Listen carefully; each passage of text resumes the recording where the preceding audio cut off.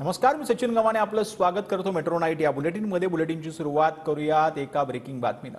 नागपूरचे एक नेते राज्याचे उपमुख्यमंत्री आहेत असं शरद पवार यांनी म्हटलंय। त्यांनी 5 वर्षापूर्वी एक स्टेटमेंट दिलं होतं की महाराष्ट्रात शरद पवारांचा काळ संपला असं शरद पवार यांनी म्हटलंय। मात्र निवडणुकीनंतर अशी स्थिती झाली की ते विरोधात गेले आणि आम्ही 2.5 वर्ष सत्तेत राहिलो असं म्हणत शरद पवार आणि देवेंद्र फडणवीसांवरती जो आहे तो टोला लगावला।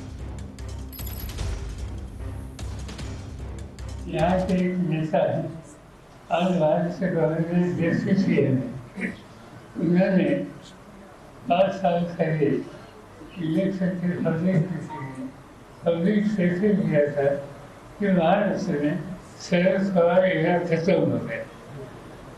ये होने के बाद जो चुनाव हुआ और इलेक्शन के बाद जो स्थिति सामने आ गई, ये स्थिति ऐसी थी कि वो विपक्ष में गए और शरद पवार उनके साथी उन्होंने 2.5 साल के लिए महाराष्ट्र की हुकूमत चलाई।